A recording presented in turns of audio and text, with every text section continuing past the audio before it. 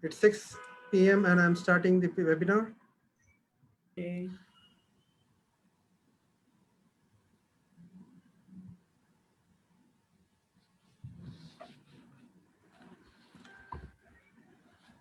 So we are on the air now,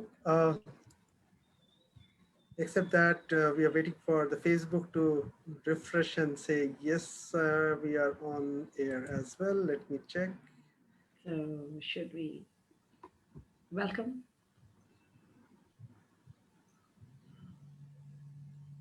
So give me a thumbs up to start, Shankar.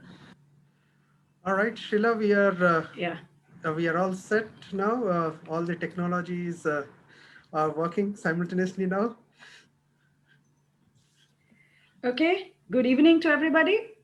So good evening, everyone, and let me welcome you to the entire Art Circle International for a very interesting topic about art forgery and copyright. Copying and forging signatures and various other techniques have been in use since historic ages. Today, we will hear from a diverse panel on various perspectives in the art forgery and their experience in it. But before we start the event, let me tell you a little story of three people who decided to come together in the midst of pandemic and decided to create a worldwide movement to bring up together artists from all over the world on a single platform to form the Art Circle International. The three people are none other than Shankar Mridha, who is here today, CEO and founder of Jumbish Creations. Hi, Shankar. Srila Roy, that is myself, founder of Leela Art Gallery, and Dashmeet Singh, founder of Art Flow. They knew that collaboration is the only way forward for the art world to survive in this crisis, which gave birth to togetherness, which brought together artists, six curators, 80 plus artists to work together to make this virtual exhibition a success. So let's hear a few words from our ACI founders and and give you an idea of our entire team through a short video.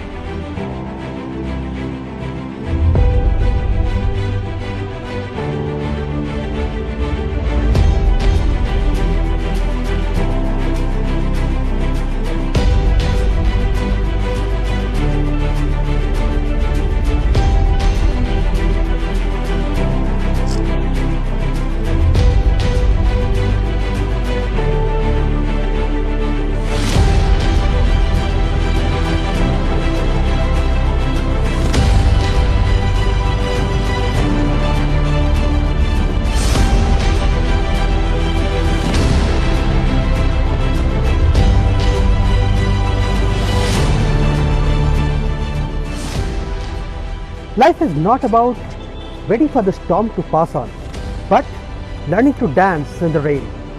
Welcome to Art Circle International, a unique opportunity for artists, art galleries, curators, art lovers, and art collectors to explore and reach out to the world. Look at collaborations and possibilities when the world is talking about lockdowns and business losses. Welcome to Art Circle International. When great minds come together to discuss ideas, share knowledge, inspire people, and build communities that work for each other. Hey friends, I'm Dashmeet, an ex-investment banker turned a gallerist, a curator, and an international contemporary artist. I am the co-founder of Art Circle International. Our goal is to bring together art fraternities to find alternative means to sustain our practice. COVID-19 brought lockdowns across the world, Businesses shut down and the art industry is suffering too. But it also brought a choice, it also brought an opportunity to accept or to evolve, to collaborate, to offer patronage, to show responsibility, to make a difference and to stand for each other. And that's what we do best at Art Circle International. Hi, I'm Srila. Art is the most intense mode of individualism the world has known. However, when you are surrounded by people who share a passionate commitment, great things take place. On this same line of togetherness, people from visual to performing arts from 10 different countries have come together to put up an unique exhibition entitled Togetherness on a 3D virtual platform, artcircleinternational.com. Stay tuned in and follow us to explore this wonderful world of art. Thank you.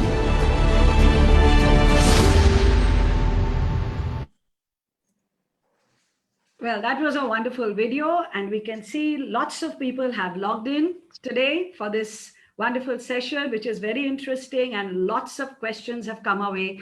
So, Shankar, over to you. Thank you for an interesting discussion. Thank you so much, Srila.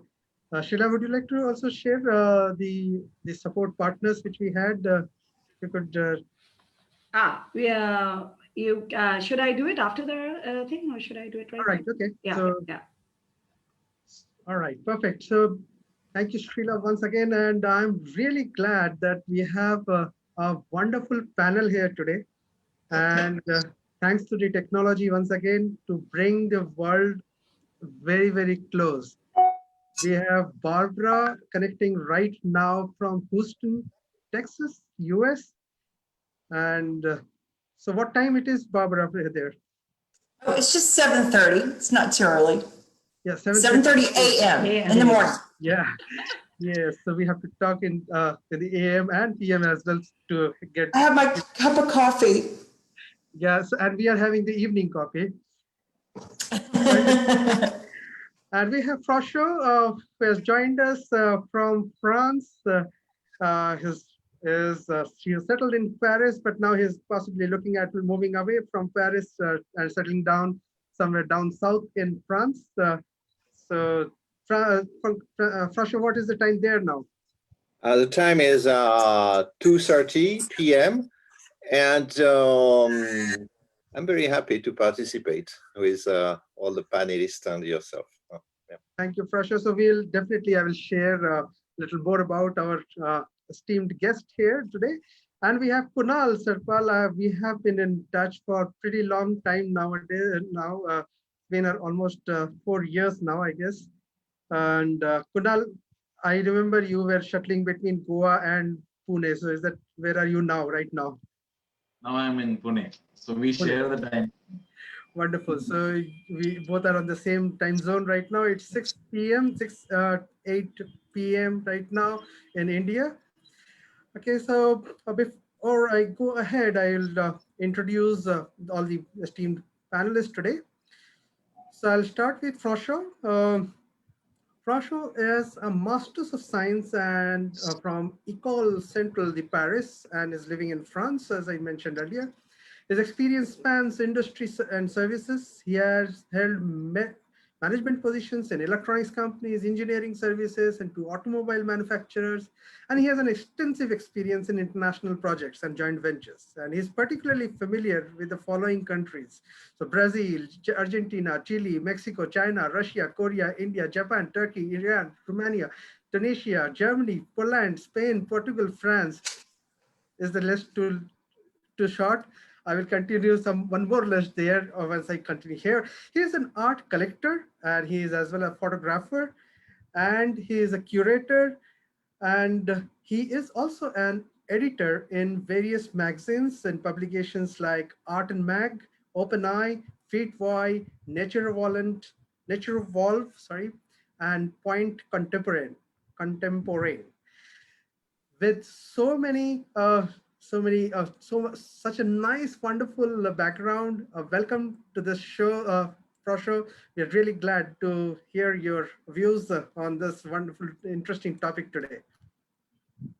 Thank you. But I would say I'm more, a lot less than what you said. Okay, I'm just very modest collectors and writing only on artists that I like and so on. Okay, but I'm very happy to participate to your initiative because I think that artists are writing the world with material, and that is very interesting. Wonderful. Thank you so much for sure. So I know modesty is a very good feature of when we grow up and we gain a lot of knowledge and experience. I'll now introduce Kunal. So he is an advocate as well as a company secretary. Um, he helps execute ideas since 2030, and he calls himself as an IP evangelist, intellectual property evangelist.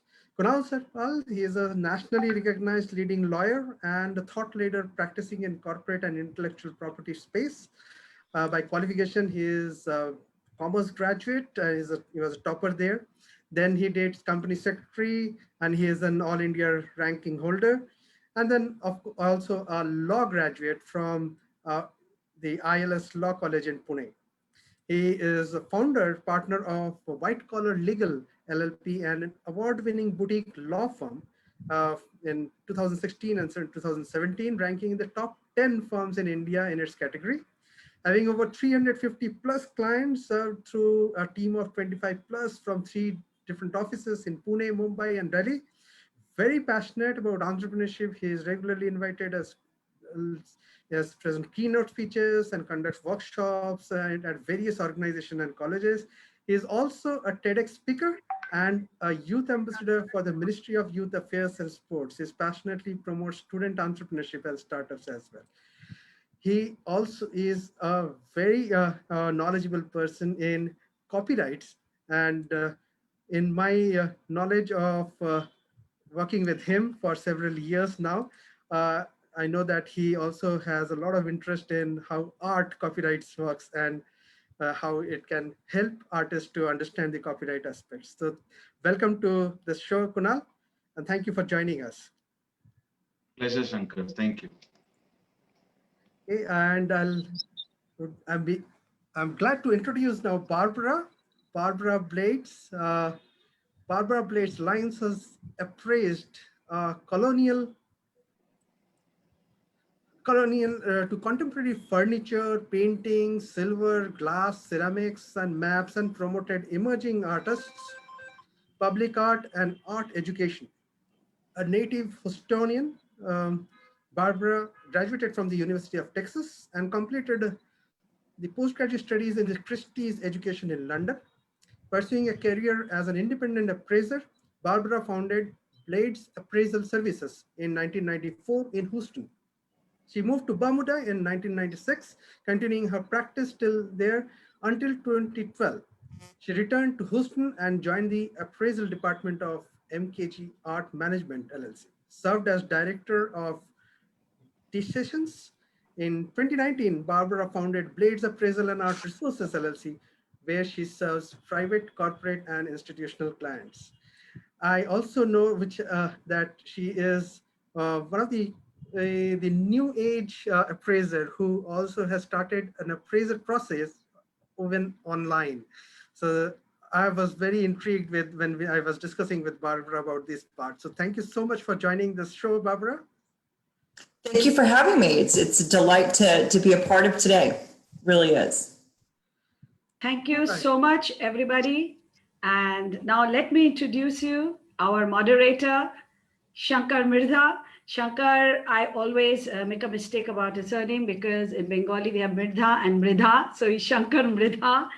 He is he's the CEO of Jumbish, and he's got a whole lot of things. Let me start with first, he's a gallerist, he's a curator, he's an art promoter, and he is now very importantly into art technology, that is provenance and blockchain, which I'm sure he can tell you better what it is.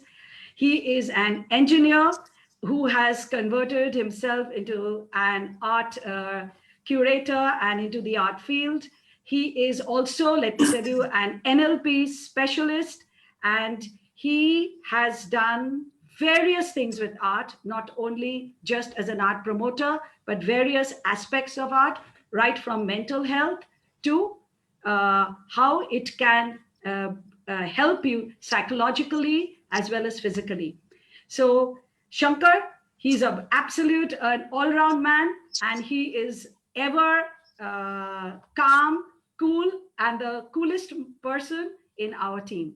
So Shankar, over to you to say something more about your technology, which I cannot tell in detail. And over to our moderator, Shankar Mridha. Thank you so much. I was really surprised to know that I'm cool. So thank you so much You for that. are. All right. So before we start discussion with the panel members, I have something for the audience here. So I will show you a very quick video, which is from a famous art detective series. So this is a surprise for all the audience. And what you have to do is, audience, you have, if you're watching us on Facebook or here in the Zoom, just share who is, which platform this particular famous show was telecasted. Okay, so give me 1 second and I show this video to you. Priceless treasure. In my world, I've got to spot a masterpiece from a fake in an instant. Sometimes we use the latest technologies. And sometimes I have to trust my instincts. Because with millions on the line, I can't afford to be wrong. Treasure Detectives, series premiere tonight, 9 Eastern and Pacific, CNBC Prime. Okay, so I closed the video very little quickly so that I wait for the audience reaction on the chat bar. Share where this was telecasted. Yes, I'm getting some answers. Yes, it is CNBC Prime. This is called Treasure Detectives. And the show host was Curtis, is one of my very well connected friend from US again. So with this, let me start with this discussion. But before we start on copyrights and the forgery, let us first discuss about how the authenticity is first done in the current scenario, in the current world. So people who are not from the art world, I'll be explaining it in a little more layman's term. So when you go to an art gallery, you see a painting, say something like how Frosho has one painting is in the background. So if you see this painting and say, okay, I want to buy this painting, and you take the painting and said, okay, this is what I need to pay. You pay the gallery and you take the painting. But how do you know that this is the original one? So there, the gallery gives a separate piece of paper, which is called the certificate of authenticity. And on that certificate of authenticity, you get a small image of the painting with all the details of the painting. For example, the title of the painting, maybe a description of the painting, the artist, the medium, the size, and maybe sometimes some care instructions will be there. And some galleries insist that the galleries will sign. Some galleries give a gallery signature and an artist signature. And that is what becomes the certificate of authenticity for this painting. Now, let's think about a very simple situation. We have the painting which you see behind Froshaw, but we lose the certificate of authenticity after buying. So will this painting still be authentic one, or and how do I prove that? So this is a starting point for us to understand how authenticity and provenance and copyrights and forgery would start in the world. So with this, I would like to start with Froshaw, and Froshaw, with you are an art collector. You have curated shows. You support. You encourage a few artists as well. You're writing as well in this. So I want to ask you whether do you see art forgery as an issue in the art industry first of all, and do you have any specific cases which you would like to share with the audience today? Okay, well, sure, it's an issue, forgery, okay, and not from today, it's an issue for many, many, many times. And, there is, it's like art is like wine, it's not only the bottle that define the piece of art, it's also a lot of other conditions. And for me, there is two cases. One is when you can meet with the artist and when you cannot meet. For example, there is a lot of piece of art done by artists that are dead. That means in that case, it's impossible to contact the artist or to be sure that he really produced what is supposed to be produced by him. And there is a famous joke that's about a French painter, Camille Corot, that say that Camille Corot has made 3,000 paintings and 5,000 are in USA. I mean, and just preparing that webinar, I just look at the percentage of forgery in museum, and I was really astonished to notice that one French museum, not a big one, but one French museum, has a record of fake paintings, 60%. 60% in a museum, and it's not it's a lot of museums that have plenty of forgery, okay? And there was a period of time where there is very good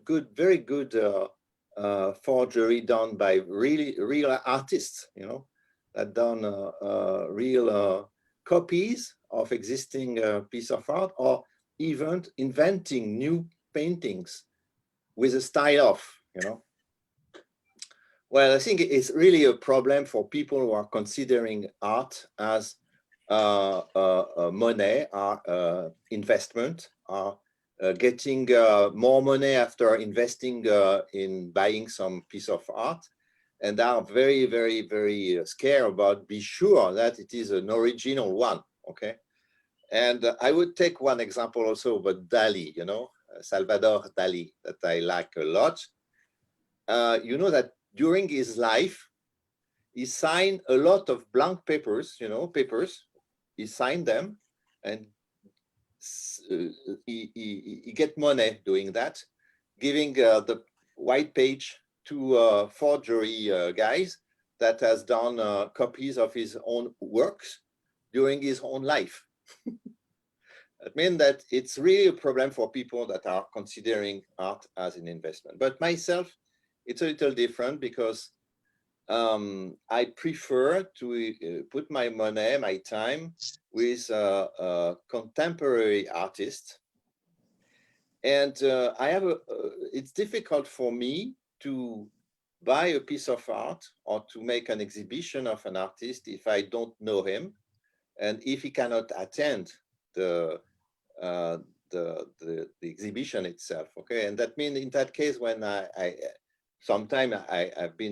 sold some piece of art to people I did not met before, but they have the opportunity to meet with the artist, and that means the piece of paper with the name and the signature of the artist for the buyer is really valuable because he met with the artist. And I think the new technology that you are much more aware than I am probably is a way to increase the credibility of this piece of paper with a lot of algorithm and things like that. Okay, I know there is a huge number of technologies, including imaging, including radioscopy, including blockchain, many things.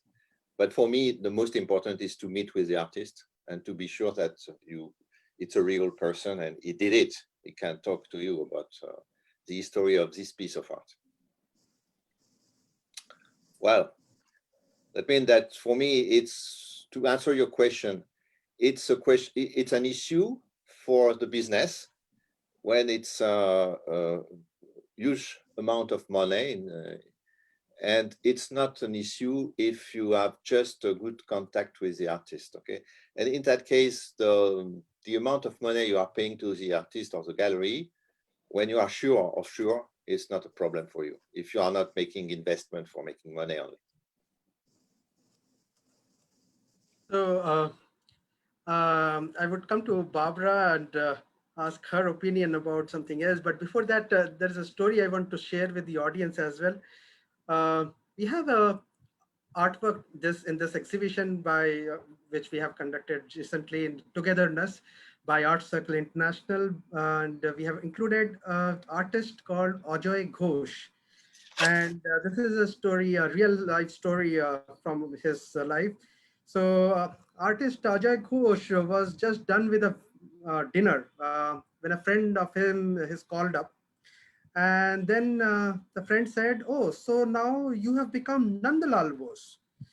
Uh, and he was like perturbed, like, "Why? My name is Ajay Ghosh." But he said, "I didn't understand." So he said, "Why don't you check the catalog?" And said, "Which catalog?" So he told which catalog he should check.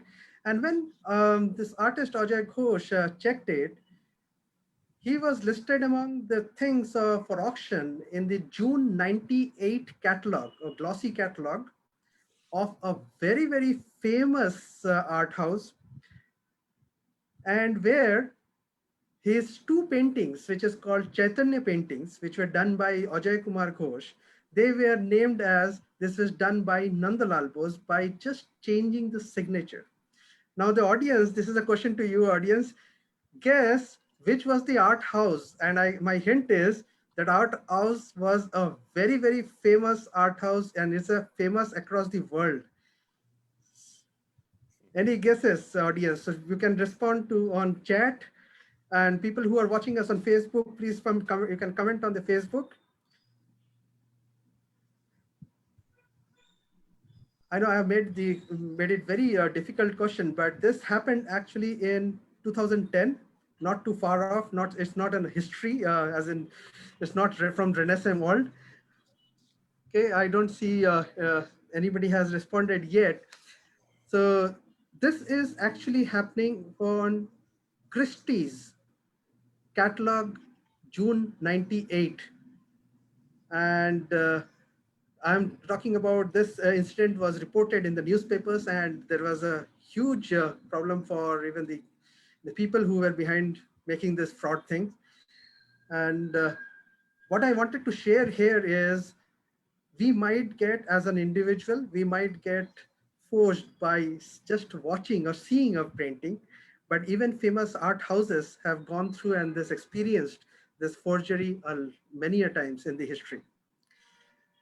So with this, I want to ask Barbara, in your experience as an art and antique appraiser, what challenges do you see when forgery brings to the art industry? Well, if an artwork is suspect of being forged, there's basically two things you're going to deal with. The property's not going to sell, or it's not going to sell well. And it's important that you're able to identify the artwork to see, as you were talking about, authentic or not authentic, forged, not forged. And it can be hard because the signature can be changed or this and that.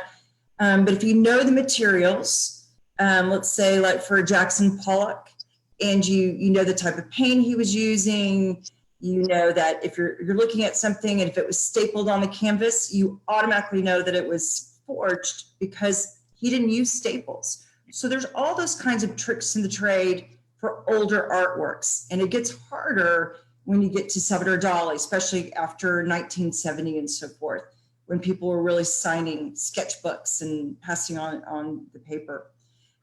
So it's very challenging, and sellers, Christie's would have vetted that artwork that went up on the auction block. So it passed the round of their scrutiny. Nobody wants to come into a situation where they've sold something that's been forged. And I'm finding that the auction houses just assume not sell it. Art galleries don't want to take it. So if you don't have the provenance, if you think it's forged, well, unless that forger has an art market, they're probably going to walk away from it. Now, for contemporary and ultra contemporary and also digital art, the tricks of the trade for identifying old masters or modern artwork like Jackson Pollock sort of go out the window because we don't have those same type of benchmarks because there's not just periods of materials being used. It's all blended in together. So being able to communicate with that artist, being able to talk to that artist, have it documented means everything. Thank you, Barbara. So these are the challenges you face as an appraiser. Now, let me ask Kunal he is from the legal perspective. So if somebody does this forgery, what are the punishments, maybe in Indian law, or maybe if you can highlight even for the international law? All right. So let me first commend you on this initiative of starting a collective because it's very important. Unless people come together and it gains some sort of strength, it won't really pick up. And in copyright law, especially, it's required because when you in a patent setting, in a invention, right, when you create a product, there is a database as to where that product is going, and there is a track maintained. I don't think that happens so much in the art world, where the painting is tracked exactly, and there is a database. So you can just go and search paintings by Kunal, where they are, what hands is exchanged, how many copies have been sold. So that is not there, and the law itself, for example, is very different when it comes to copyright law in terms of registration. For example, in trademarks, patents, and all other kind of intellectual property, you need to register to get the protection. In copyright, the protection is inherent. Now, this might sound good for an artist that you don't need to register, but when you're not registering, there is no archive being created. So it actually works against the artist that they don't register it. That's number one. Number two, registration is just a first step. What is really important is following who's copying and tracking your infringers in the copyright space is extremely difficult. I routinely get artists who come to me and say that, can you perform this service for me? And I don't know how to do it. Now that I know you and you have the art circle created, I can definitely refer. But other than that, it's extremely tough in terms of tracking who your person who's copying is. In terms of law, the law actually gives you multiple kinds of remedies, both in terms of civil remedies, criminal remedies. But I would say they're not extremely deterrent. In India, for example, the range of punishment is in the range of 6 months to 3 years. So that is the imprisonment term. And the payment, the penalty can go up to the actual value of the art, how much you have profited from the art, the opportunity loss the holder has faced because of your copying, and so on and so forth. Internationally, it is much stricter. So that's how it is. So you are saying that in India, the forger can get away a little easier than in international market. Is that what you're saying? I would say it's not getting off easier. I would say it's tougher to catch here because the means to find out who is copying. For example, there was a famous J.K. Rowling case where the entire Harry Potter series is copied, and copyright protects not just a literal copy, but reproduction, adaptation, and all of that. So for her to find out who is copying it, the smaller, she had to obtain something known as a John Doe order. John Doe is basically a person whose identity is not known. So that is the kind of steps you need to take because the tracking mechanism is not very good. So Kunal, you also talked about a registry of artworks, and I also heard that putting up an artwork on Instagram uh, also will be considered as this is a published artwork. Uh, can you just highlight on that aspect also? Yeah. So, like I said, copyright is extremely different. Art is treated as a very different kind of an intellectual property. You do not, the moment, both of us suppose create very similar arts, very similar. Who will be the owner of the art? It is not the person who registers first, but who can prove the prior use, right? So if there is, I create an art tomorrow and you have created it 10 days back, if you can show the Instagram post and the date appearing there or an email correspondence, the court will recognize you as the main artist. And at the same time, whenever something goes in the public domain, now thanks to, because it is all digitally created, it leaves some kind of a trail. This was not there earlier when art was created physically. So I think it has improved big time because of this shift. So I'm thankful to all the audience who could actually join us today, which means this audience is at least technologically little conversant. They could log into a Zoom call and they can watch us, they can interact with us. I'm wondering about those artists who are still not even using a smartphone, forget about getting into a Zoom call or etc. So it So, possibly is a challenge for those kind of artists, isn't it? so here I would like to share why the music industry does so well. Because in the music industry, the platforms are very readily available. For example, if I'm an artist and I create a song, I can immediately give it to a company like Believe, and Believe will put it everywhere. It will put it on Spotify, Ghana, YouTube, everywhere. And whenever a person listens to it, downloads it, it will give me a very good statistic what has happened with my music. It will also find out who is infringing my music, send them legal notices, collect the royalties, and give me my share. So basically, all the artist has to do, whatever Justin Bieber has to do, is create a song and sign a contract with Believe. So I think, Shankar, what you can do is become the Believe of the art industry, where you can perform all these services for the artist so that he's not taken for a ride. Wonderful. Thank you, Kunal. So I would have a request for all the audience. If you have a question, please use the question and answer link here on the Zoom. If you're watching us from Facebook, feel free to put a question on the comment section so we can pick it up from there and ask our panelists here.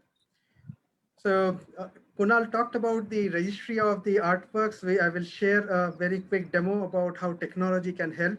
But before that, I want to ask François about, as a curator, if you feel that a specific artwork is forged, I mean, you know that there you have some gut feeling about that. And so how do you deal with it? I mean, what do you do after that?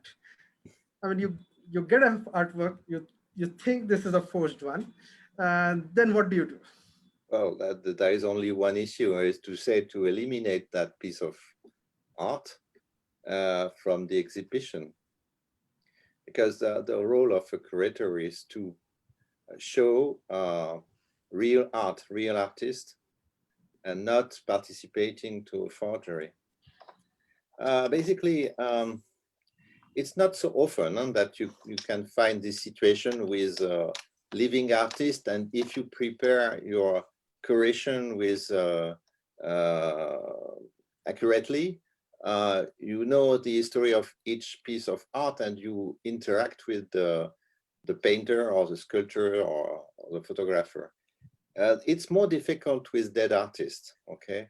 In that case, as said Barbara, you need to be sure of the origin of the piece of art.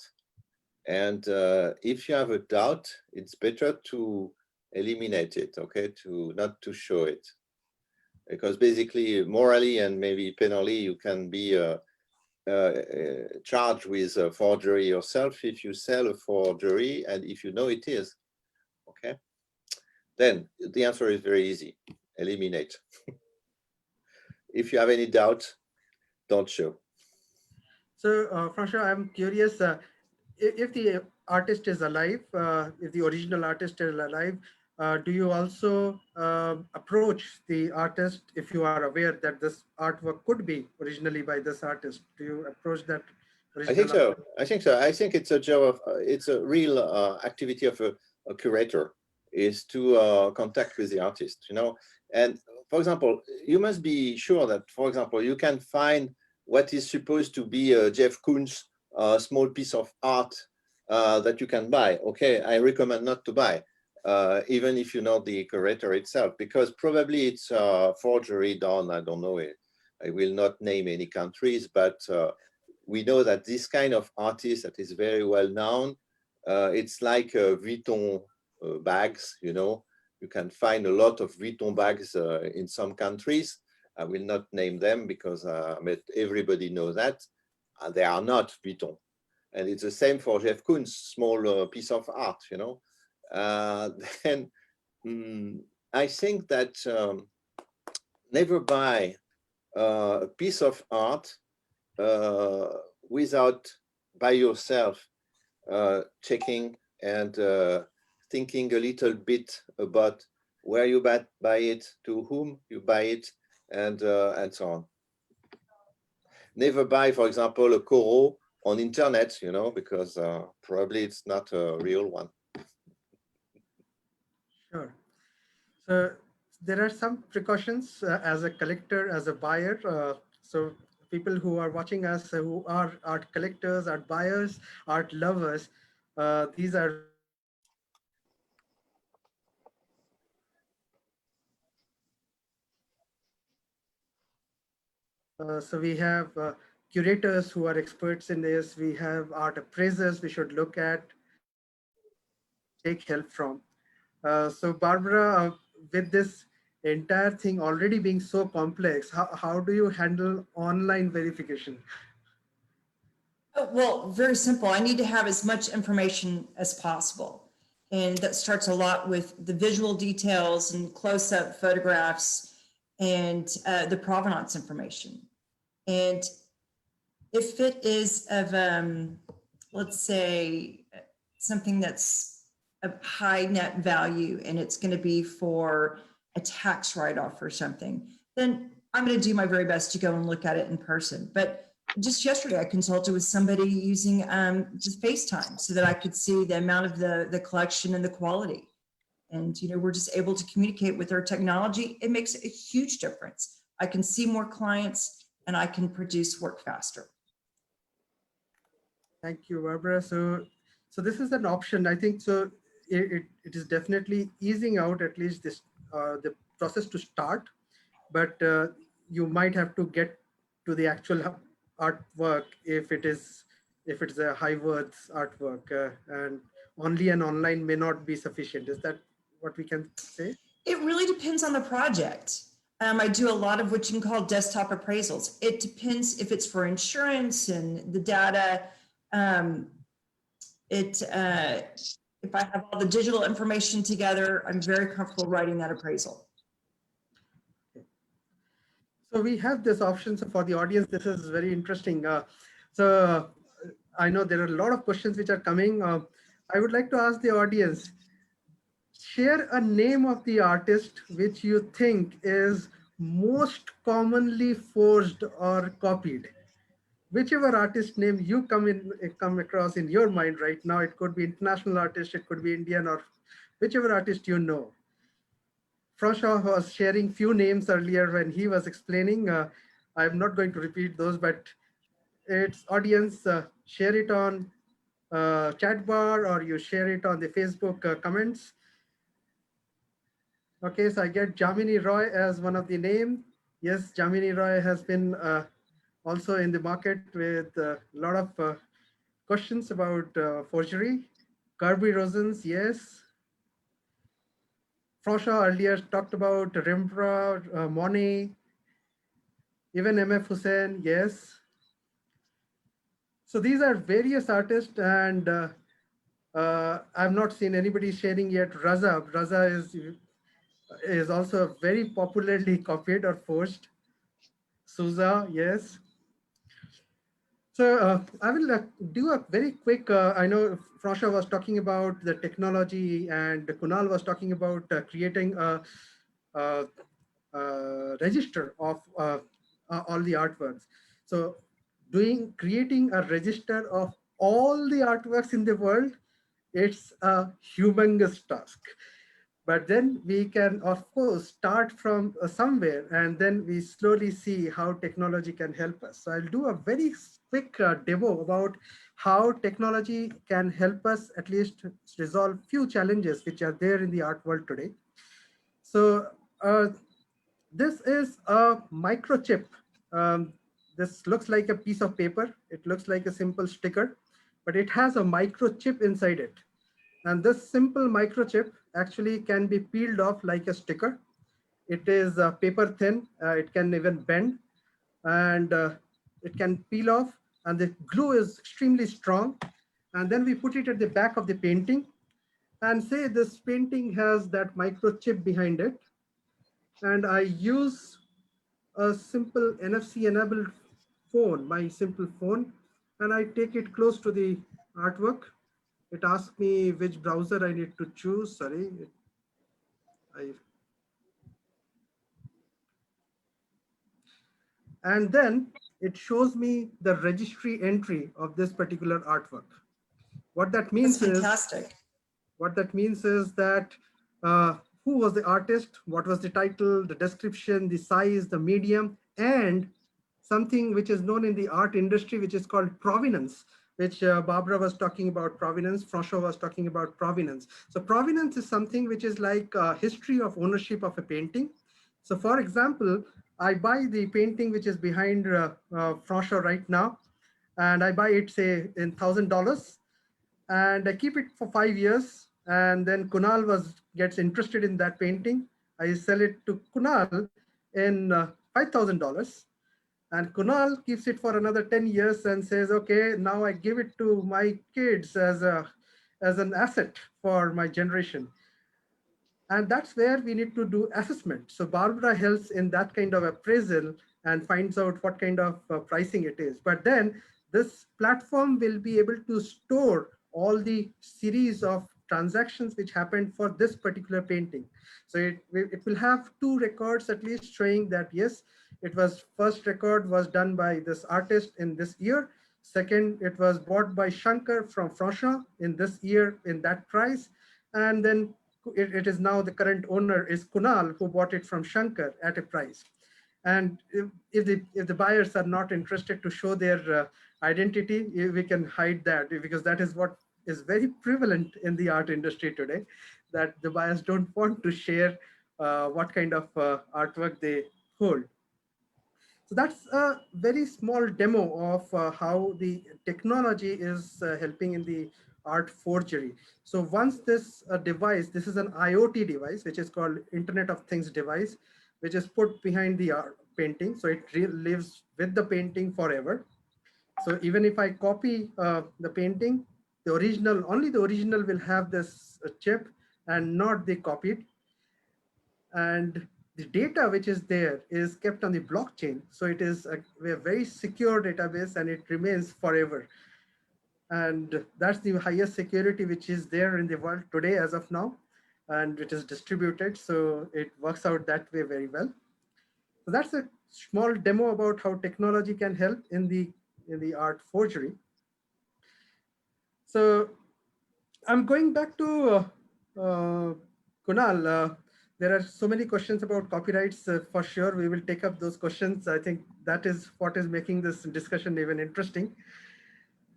And with the increased popularity of social media, the copyright is getting complex to understand and implement. And that is why I understand there are so many questions at there. Okay.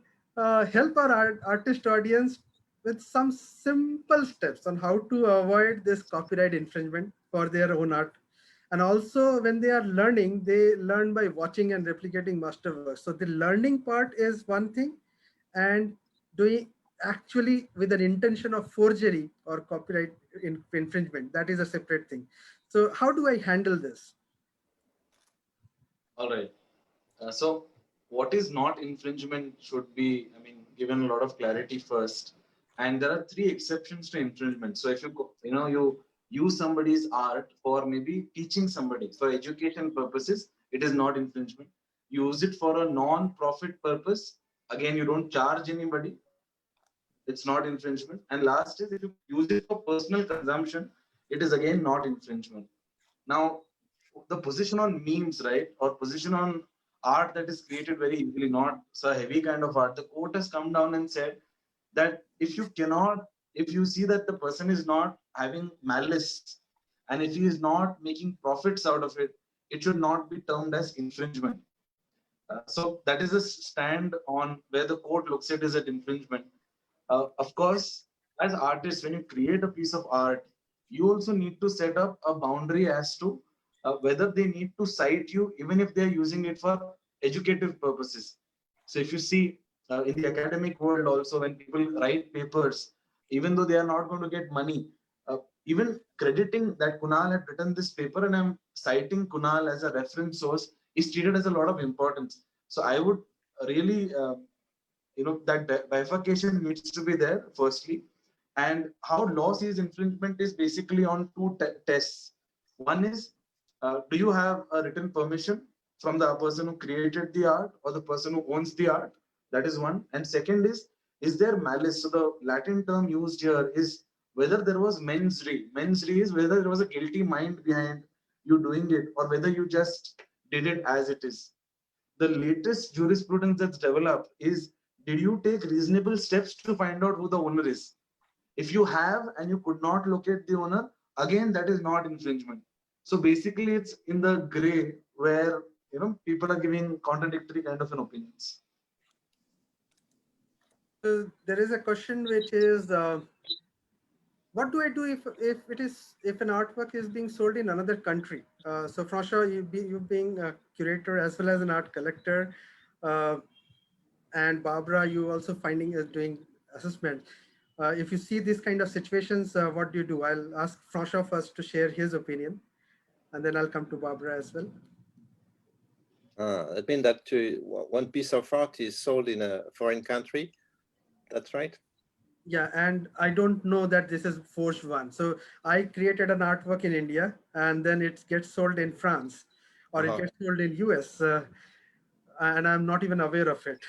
Yeah, usually I think that I would recommend to go through reference galleries or correspondents in both countries. I think that if you buy a piece of art from France that is located in India, I recommend that you have one friend of you or somebody you know in India that can trust, that you can trust, that is making a warranty that is that this piece of art is really not a forgery. And there is a lot of online galleries that are providing this service. If you are buying in such online galleries, they have offices in different countries. And when you buy a piece of art from Australia, or an Aborigine piece of art, you get a warranty that it's real, it's not forgery. If you want to buy directly to one individual, you face a risk that it is a forgery. I mean, everybody receives mails or message from people from a lot of parts of the world, and they say, I have a very beautiful piece of art from this artist and so on. I can ship it to you. Just send me money and okay. That I prefer to make an advice to everybody not to do that. Okay. I think that the most important is the personal relation between the buyer and the artist. And if you are far away, 10,000 kilometers, you need to have someone close to the artist that you trust, that is some reference, somebody that has a good morality and you can trust, that is making a guarantee of it. Maybe you pay a little bit more, but it's valuable. Barbara, how is it handled there in US or in your career? Well, I agree with Francois. It's so important to, I'm going to go back to communicating with the artist if you can. So maybe I'll buy an artwork. And in fact, I bought an artwork from an auction house and it was borrowed by a museum. And I looked up the artist and he flew over, was able to confirm the artwork and so forth. And it's exciting. It's exciting to talk to the artist. The artist is excited to know that it's in a collection and it's still being appreciated. The artist has passed away. The next thing I'm going to do, and don't forget, I'm not just coming as a collector, but as an appraiser. If I'm working on a project, I'm going to look up the contemporary artist. I want to make sure that my report has an up-to-date bio, has information that he wants shared with the museum or with the collectors, because that's my way of supporting him. If he's passed away, hopefully his legacy has been picked up and being monitored by an estate or a foundation. And that's another way that you can follow up, or as Francois was saying, talk to somebody who's going to understand the artwork, get the authenticity, get the certificate. And going back to my comments earlier, if you don't have this information, your property's not going to sell well. It's not going to have the same value. It's not going to the same market value. Now, that does not compete with sentimental value, or you just love it and you should have it, but you shouldn't pay big numbers for something that's not authentic. And that's where you come in, because remote verification adds value to the artwork, and it saves time on my part so I can do more research, and it adds security to the collector. And I think it just changes so much. I'm very excited about what you're doing. I love that nobody can erase the provenance detail, which can happen in paperwork. Nobody, if somebody adds provenance to the digital ledger, it's date stamped. So there's no falsifying of letters saying, oh, Rauschenberg handed this to me when he was visiting my deli for sandwiches, and this was in lieu of food. You know, it's great what you're providing for the art community. So there's a question for Kunal, but I would also like to understand how the law is handled in France and US. So if I'm an artist, I'm a living artist, and I get to know that my art is being forged, and what is the law says in US and France? I'll come to Kunal for Indian perspective as well. Well, the only thing I'm going to say is right now they talk about it. It's in the schools. It's common. So they're going to put a copyright on it, and people are doing their portfolios. They may not have a full-fledged catalog raisonné, but it's certainly documented. So, and then for certain techniques or printing techniques, it's all about your patent, and it can go to court if it needs to. But I haven't really heard a big case. You know, I think Robert Angiano is probably the biggest case with Love, where he never got to benefit from having Love replicated all over New York, United States, and globally. Sasha, how do you see it happening in France? It's not very often that you will face this situation. Probably there is a special cases for photography, and sometimes by there is some files that are spread. The photographer must be very careful to keep the file secret, and not to dispatch it to printers and so on without making some agreement and contract, confidentiality contract, copyright contract, and so on. I mean, for photography, I think there is a lot of prints done by individuals for themselves, because it's not so difficult to find a file of a photography. Even in USA, there is some museum, like in MIT, that can provide file, digital files of old photographies of masters that you can print or you can use for articles. And that means in that case you can have some forgery about photography that are very difficult to detect. I don't know, but maybe the technology will put some code inside the file that you can get informed about who sent to whom and so on. I know that for CAD/CAM system by software makers like Dassault or I don't know, Unigraphics, the license are with a code inside. That means if you are using a fake license or a license without paying for it, there is information that is sent to a server of the owner of the license that inform him about who you are, where you are, what are you doing, and so on. I think that for music, there is also in France a piece of art of music. You can put a code in the music itself, and this code inform the SACEM, that is the company that is checking for copyrights and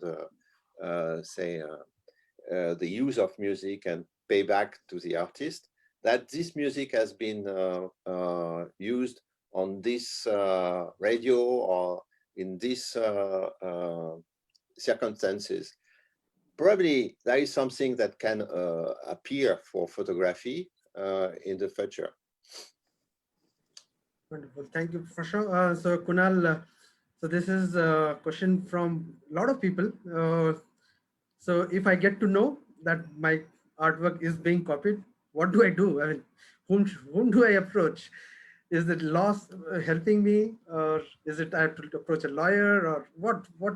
So that is what is the main theme I am getting from various questions here. Yeah, so I will talk in a like Franco. I'll talk in a larger context of art, not limiting it to say paintings, but talking about say designs, Lamborghini car design, and books and sculptures and all of it. So thankfully, the law lobby is very strong in India when it comes to artists, and India recognizes that its laws are not as strong as maybe European laws. So what we have done is we have signed international treaties. So one treaty which is exceptionally art based is the Brussels Treaty. So what this treaty does, and more than 150 countries are a part to this treaty, it basically gives you reciprocal protection. So if you register something as an art in India, automatically 154 countries will afford protection to you. So that is one amazing thing about intellectual property. When it comes to art, there is a very good treaty sharing system. The second thing, what is interesting is there are specialized courts. They're called IP tribunals, which only deal with these kind of cases. You don't have to go to a civil court and then waste 5, 10, 15, 20 years fighting it out and getting an order. The courts recognize that this is a very time sensitive matter and there can be irreparable injury caused to the party, and therefore all the cases which go here are decided within a span of 3 to 6 months, which is again amazing. And the last point which you asked, and I want to answer this, the law, since it's a tribunal based kind of a practice, you really do not need a lawyer, for example, to represent your case. I have seen a lot of artists with a reasonable amount of common sense and business acumen who represent their own case and win, because the copyright law is framed also without any legalese in order to for artists to understand this law and practice it themselves. So the reliance on us is very reduced when it comes to copyrights in specific. So, art lovers, art buyers, collectors, if you still feel that there is a very high stake involved, I think that is when we should take help from specialists. So there are art lawyers, copyright experts, appraisers, curators, art historians. So these are various experts who come together at times to talk about whether this particular art in question is original or not. And this generally happens for a master's artwork and not for artists who are living. But this is there and this is available and if you need help, anybody who is watching this or anybody will watch it as a recording also. If you are needing any help, feel free to reach these experts who are there in the panel or reach to me. I will be very glad to connect with you. So, Shankar, just to add one point here, the court recognizes that it cannot understand art and forgery and all of that because it's a very unique niche kind of a knowledge. So in most of the cases, for example, I fought last month, Justice Patel from the Bombay High Court actually got an art expert to sit along with him to listen to the case, to verify the case, to investigate the claims. So I like that it is not just a legal panel listening to you, it's a techno legal or a expert legal panel where an artist also sits. So this is also something amazing that the court recognizes that it's limited in terms of its intellectual capacity to understand art forgery. So I have a question for the audience now, for both people who are watching us in Zoom as well as on Facebook. or even if you are watching this as a recording, you can still comment on this video. There is a one name I will share, and you have to tell us what kind of role this person has played in the art industry. So his name is Wolfgang Beltracchi. Wolfgang Beltracchi. And he is not from history. I can give you this hint. So is he an artist, is a gallerist, or an art collector, or is art lawyer or art critic, or there are so many roles we talked about. So I'm looking for some responses in the chat. Audience, I'm looking for your guesswork, and I will share you what is the actual story of this particular person in just 1 minute. Okay, so we know that we are very technologically savvy, and by the time I say this question back again, you could easily do a Google search and find out. I know the answer. I would guess that Francois would definitely know. So he is a famous art forger, and his production of Marx Ernst had hung for months in a retrospective at the Metropolitan Museum of Art in New York in 2005. His forgeries were auctioned for millions of dollars at Christie's and Sotheby's both. And I want to also share what happened to him now. He is right now in prison along with his wife and his associate. Why I'm sharing this story is that there is a law which helps in case of forgeries and copyright infringements. But then this particular example, the stakes were very high, of course. So the equations were also very different. Prasha, anything else you would like to add for this particular story? Yeah, you know that at the end of his life, he produced piece of art by himself, and he became very well known and very high priced artist. I mean, it started as making forgery, then he finished his life as an artist. That's nice. Thank you, Prasha. So as an expert forger, he actually has developed a very high skills in the artwork. Yeah. That is for sure. Yeah. And possibly if he would have used it right from the beginning with a good intention, yeah. He possibly could have done much better, maybe. I think he was basically an artist at the beginning. And he make forgery because he need money, you know, and that it was a quick way of making a lot of money. But he was kept, you know, then he paid to the society what his forgery, and then at the end of his life, he was free to produce by himself, and he was appreciated by a lot of people. And in that case, the artworks he was producing were authentic. So I think practice makes you perfect is a perfect thing out here, because you keep forging and you keep practicing, you'll become an artist. So I think there are a lot of questions, but we saw there are a common thread. So I have combined few questions. If there are more questions, Shankar, can I put one question here? Sure, I think this is there's a question here that if we can we consider a refurbished artwork with the consent of the artist or his foundation as forgery, even though its originality has been tampered? So Barbara, would you, as an appraiser, what would you say to that? Well, the first thing I want to know, gallerist from Nigeria, Sola Olakabinde. Sola, yeah, he asked the question. So, yes, Barbara.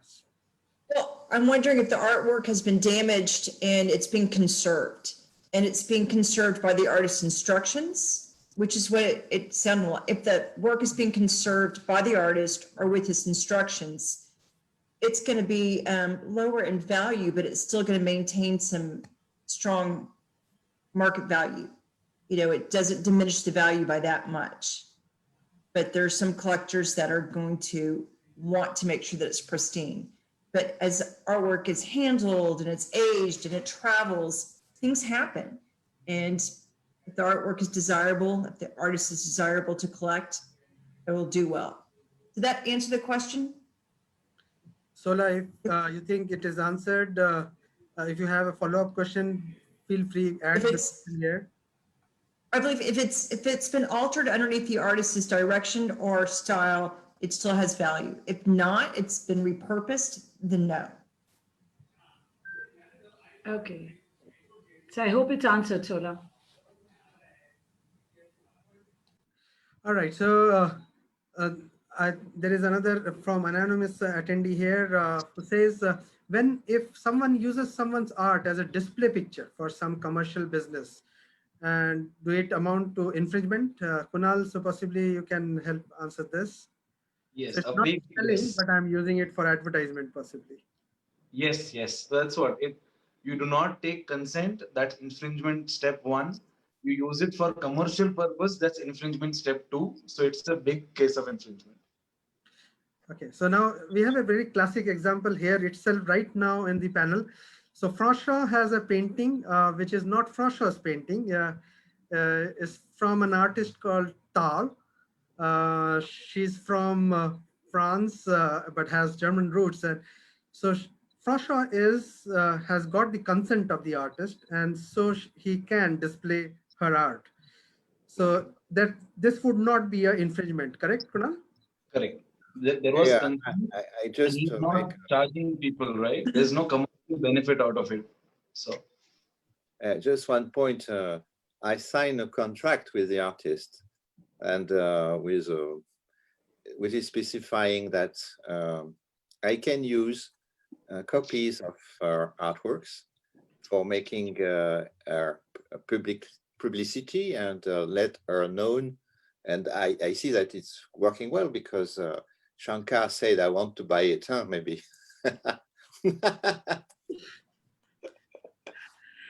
No, you must be very careful about the right. What is important is the artist. The most important in art industry is the artist. And there are a lot of people between the artist and the market. And the artist I would recommend all the artists I know, I recommend them first sign a contract and be sure that the contract is protecting your rights. Because there's a lot of wolves, predators in the art industry that are taking benefit of artists, making quite a lot of money from them, sometimes not paying them at all. And the artist must be protected by contract that he can provide in front of a judge and sue the people that are not correct. Thank you, François. So I would like to add here specifically for the artists who are possibly starting their career and are too worried about whether their artwork will be copied or not. So there is one perspective that yes, your art should be credited to you. Yes, of course. Then there is another perspective which you also should look at, that if there are people who are copying your art, possibly you have started creating valuable art already. So that's one way to give a confidence to the people, to the artists who are starting their career, that you are already making art which is worth copying. And a lot of masters in the art world, they suggest that keep making art which is unique, which is your signature. And copiers, forgers will keep doing their work. There is law, there is technology, there is network which you can use, but ultimately it is you as an individual who can keep. So that's a very important message I have been hearing from a lot of master artists about. This is a specific message only for these artists who are growing up right now and they're starting their career. So with this, I would like to ask our panelists to have their final comment and then we close our discussion today. So Barbara, if you have any closing comments, please share. Well, I want to encourage contemporary artists to document their artwork, to be a part of the digital verification. It adds provenance. It helps you hold on to your artwork. It gives me, someone, an opportunity to find you if you're in another country, to be able to communicate with you, and it adds so much value long term. Thank you, Barbara. François, if your closing comments. Oh, just thank you. It was nice to exchange. I would recommend, again, the most important is the artist. He must be protected. That means I recommend him to have a counselor, an agent, an advocate, I don't know, a gallerist, but somebody who is square and that can manage the rights of the artist first, in order that he can get benefit of his art. Thank you. Thank you, François. And Kunal, your closing comments. Sure. So I've done more than, say, 200 sessions on IP in this pandemic, and this is the only one on art. So I want to say, please make more noise, please be more active, and like both of them said, please understand how the game works. Go through, sit with, have one contract ready, and know the industry a little better. Go through the laws which affect you directly. They are very simple. And at the end, I think the best learning will come from doing that one transaction. So feel free to reach out to people like Shankar who are experienced and who have certain technologies that can benefit you. And thank you, Shankar, for having me here. Thank you so much for this esteemed and highly expert in their own fields to join us this evening. I'm sure there are many questions which are there in the mind, and this 1 hour is not sufficient for us to understand every nitty-gritty of what should be done, or how the law is, how, etc. So all the panelists are they're available on the LinkedIn, Facebook, and if you're still wondering how to connect them, just drop a message to us. We will connect you to the specific panelist you want to get connected to, because this is something which we want to share with the world and be aware, as is the main key thing which is everybody is talking about. So thank you so much. Srila, it's over to you. So thank you so much for that wonderful discussion. I think we've never had so many questions and so specific question in all our webinars. I think it was fantastic and well answered. So thank you all of you all, Barbara, François, Kunal, and Shankar, for this wonderful discussion. I'd like to end because this event could not be possible without all our strategic founding partners, that is Jumbish, Srila Art Gallery, the Art Flow, the community outreach partners, that is BNI Pune, North and East, Teamwork, Art Matters, BNI Gurgaon and BNI Faridabad, our associate partners, video partners, Concord, graphic design partners, Cub, hospitality partner, Radisson, logistic partner, Radius Logistic, magazine partner, Suburb, social media partner, and our digital brand partner. Thank you so much for everyone for making this such a success.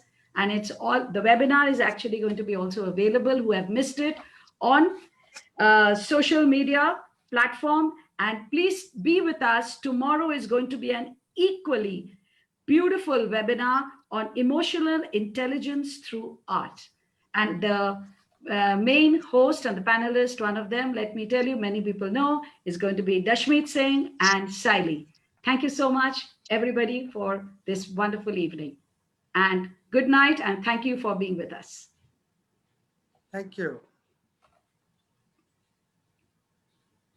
Thank you. Thank you so much.